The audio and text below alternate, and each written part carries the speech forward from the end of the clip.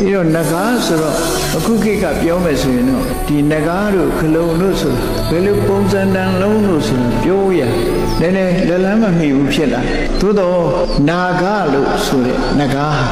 အစွမ်းတကူရှိပြီးတော့နတ်နဂါဆိုတာလည်းရှိနိုင်တယ်တိရစ္ဆာန်နဂါလည်းရှိနိုင်တယ်အဲ့ဒီနတ်နဂါတွေကြတော့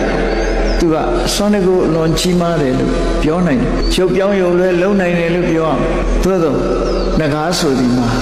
မွေမျိုးပဲဖြစ်တယ်ပေါ့ကောဘရာဆိုတဲ့ပပြင်းရှိတဲ့မွေဟောက်ကြီးတွေဒီနေ့ခေတ်မှာတော့အိန္ဒိယနိုင်ငံတို့ဘင်္ဂလားဒေ့ရှ်တို့နာဂလို့ခေါ်တာနာဂလို့ခေါ်တာအဲ့တော့နဂါဆိုဒီမှာမြန်မာပကြီးဆရာတွေဗဟုဆရာတွေရေးထုထားသလိုအချွန်တက်ကြီးနဲ့လားအမောက်ကြီးနဲ့လားဒီလိုတွေးတောဆရာတွေရှိတယ်ပေါ့သို့တော့မြန်မာအနုပညာအရစိတ်ကူးရင်ပြီးတော့ထည့်ထားတာလေးသာဖြစ်တယ်ပေါ့နဂါဆိုဒီမှာမွေပဲပေါ့မွေသို့တော့အစွမ်းတကူရှိတဲ့မွေအိန္ဒိယနိုင်ငံမှာနာဂီဆိုတဲ့ဇာကာရိုက်တဲ့အခါကောဘရာဆိုတဲ့မွေဟောင်းနဲ့ပဲရိုက်တယ်သူတို့စီမှာဒါကိုပဲနဂါလို့ခေါ်တာတခါဂလုံးဆိုတာကြတော့ဘာခေါ်ပြန်တာတော့လို့ပြောမယ်ဆိုလို့ရှိရင်ဂလုံးဆိုတာလင်းယုံငှက်ကြီးတွေကိုခေါ်တာအဲ့တော့နတ်နဲ့ပတ်သက်လာတဲ့လင်းယုံငှက်ကြီးတွေကြတော့ပို့ပြီးတော့အကောင်လဲကြီးတယ်စွမ်းအတ္တိလည်းရှိတယ်ပုံတရံလဲသူတို့ဖန်ဆင်းနိုင်တယ်ဆိုတဲ့စွမ်းရည်တတ်ရှိတာဝရိန္ဒနတ်ပြည်မှာတရားမင်းကြီးရဲ့အချမ်းရံဆိုတဲ့အထက်ပဲနဂါမင်းလည်းပါတယ်ဂလုံမင်းလည်းပါတယ်နော်နတ်မင်းကြီး၄ယောက်ဆိုတဲ့အထက်နဂါမင်းပါတယ်ဂလုံမင်းပါအဲ့တော့ဂလုံဆိုတာလင်းယုံငှက်ကြီးပဲဒါကြောင့်လို့ဗမာပြည်အထုထားတဲ့ဂလုံငှက်ကြီးတွေကြည့်မယ်ဆိုရင်နှုတ်သီးကလင်းယုံငှက်ကြီးပုံအဲ့တော့နဂါနဲ့ဂလုံဆုံးပြီဆိုလို့ရှိရင်လင်းယုံငှက်ကြီးနဲ့ကောဘရာဆုံးပြီဆိုရင်လင်းယုံငှက်ကြီးကထိုးပြန်ချလာပြီဒီနဂါဆိုတဲ့ငွေဟောက်ကြီးတွေကိုဖမ်းတော်တာပဲသူလက်ဝင်းကိုကုတ်တော်သူ့ခြေတော်ကြီးတွေနဲ့ကုတ်ပြီးတော့ခေါင်းဖောက်စားဒါကနေ့ခေတ်ထီအောင်တွေးနိုင်တဲ့အနေအထားရှိတယ်နော်လင်းယုံဆိုတဲ့ကောင်အင်တန်မှမျက်စိဆူးရှာတယ်ဟုတ်အမတန်ဝေးတဲ့နေရာကမျက်တောထဲမှာသွားတဲ့မွေကိုမြင်နိုင်စွမ်းရှိတယ်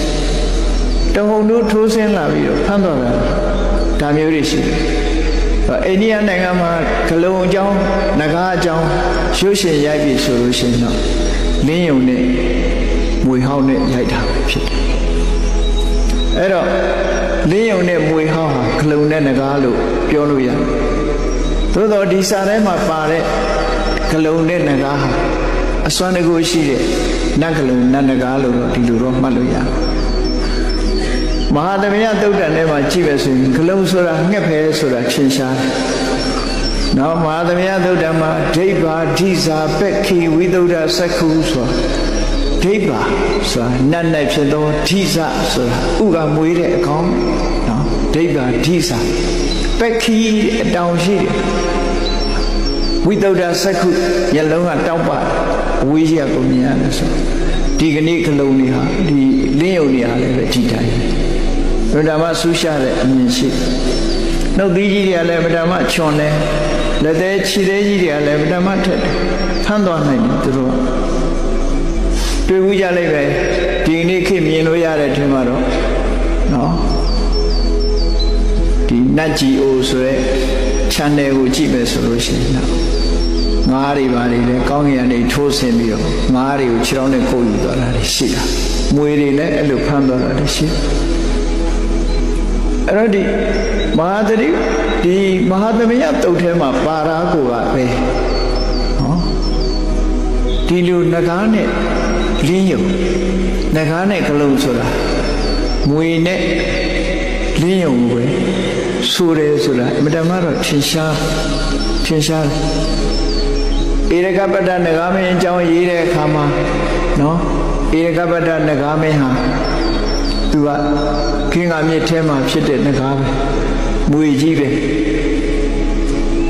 သူဟာပပြင်းရှိတယ်အဲ့ဒီနဂါကြီးကပုံစံအမျိုးမျိုးနဲ့ဖန်တီးပြီးတော့နေနိုင်တယ်ဒီကနေ့ခေတ်လည်းမြေကြီးအောင်မှာမွေကြီးတွေရှိတယ်ဆိုတာထင်ရှားတယ်ပေါ့မွေရှိတယ်မွေကြီးတွေဟာယရနာတွေကိုယူထားပြီးတော့ပိုင်ဆိုင်မှုတွေပြုကြအဲ့ဒါကြောင့်နဂါဆိုဒီမှာ mùi hậu